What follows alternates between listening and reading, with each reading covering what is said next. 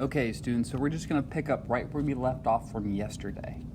Okay, so it's a bunch of converse of theorems, proving lines are parallel, and we're going to be doing some two-column proofs with a little mixture of algebra. I like to do a little bit of each on both days.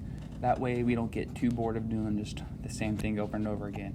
All right, so given that 1 and 3 are supplementary, all right, so 1, 3, we're given that that's supplementary, we're going to prove that J is parallel to K. Okay, so there's no defined relationship with angle 1 and angle 3.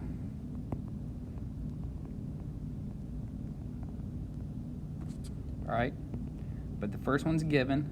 Okay, so remember, when we do proofs, we have what's given to us, and then we have buzzwords. Well, what do I know about supplementary? I know that they're going to add up to 180 degrees. All right.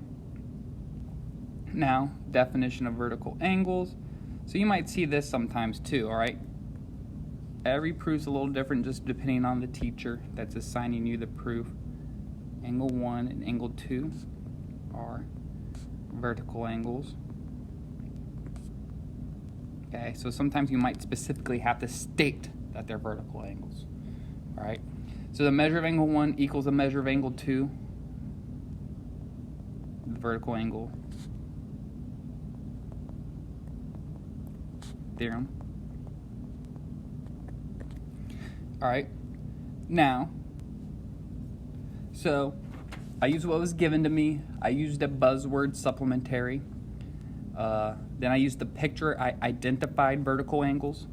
Now I'm going to use previous statements. All right, notice how statement 5 and statement 2 are almost the same exact. However, since measure of angle 1 equals the measure of angle 2, I'm going to replace measure of angle 1 with measure of angle 2. All right, what did I do? I did substitution. And then 2 and 3 add up to 180, so 2 and 3 are supplementary by definition of supplementary. Remember, supplementary, very powerful definition. It can go either way. It's a biconditional. Okay? And then remember, we want to end with what we're proving. J is parallel to K. How do we know that? Well, 2 and 3, they're consecutive. Interior angles. And since I'm proving lines to be parallel, it's the converse. All right, again, giant star, don't forget, proves, that says proves lines are parallel. That's the difference between the converse and the theorem. The theorem proves angle relationships, such as the alternate exterior angles theorem proves that alternate exterior angles are congruent. The converses proves lines are parallel. Okay? Ooh, a proof from scratch. I gave you guys absolutely nothing. I'm becoming a real jerk. All right? So let's just make our two-column proof first. I'm going to put an S. If you're wondering what S stands for statements. Then I'm going to put an R. If you're wondering what R stands for reasons. All right? And then let me just start to fill it out. Before I even look at my picture, let me just get a little organized over here. Angle 5 is congruent to angle 6. Angle 6 is congruent to angle 4. Given. All right. Now, let's just start marking that on my picture. All right. 5 is congruent to 6. 6 is congruent to 4. All right. What do we need to prove? What's my punchline? I need to prove that AD is parallel to BC. Okay. Interesting. Okay.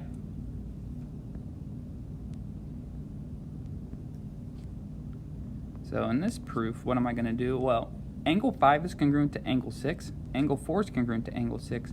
So angle 5 and angle 4 are congruent by transitive.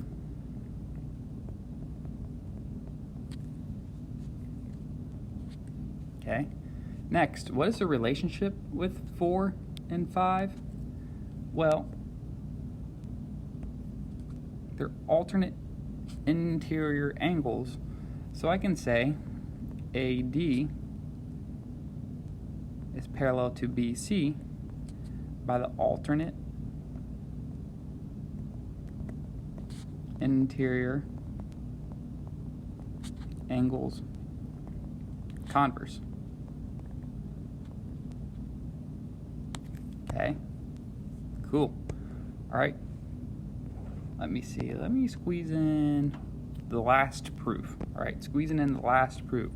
All right, so again, doing it completely from scratch, but as you can see, not too many steps, very repetitive. I think we're starting to get good at proofs. I'm really proud of you guys. Keep up the good work. All right, so M is parallel to P, angle 1 is congruent to angle 2. Ooh, I can tell this one's going to be a fun one. All right, this proof's going to be a real treat. All right, are you guys excited for this proof as much as I am? All right, so we got to prove that A is parallel to B. So how do we get there? All right, well, realize, what did we just say? We said, well, holy cow, people, M and P are parallel. What's a relationship with 1 and 3? Well, they're corresponding angles. And since the lines are parallel, we know that angle 1 is congruent to angle 3 by the corresponding angles postulate. Okay? And remember, it's not a converse because we're proving angle relationships. All right? Now, next, hopefully you can start to see this already. Hopefully you could already tell that it's going to be angle 2 is congruent to angle 3.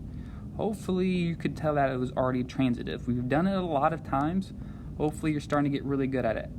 3 is congruent to 1.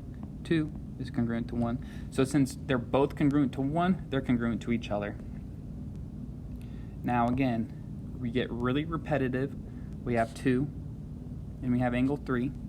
They're congruent. What is the relationship, though, if we focus on A and B, 2 and 3?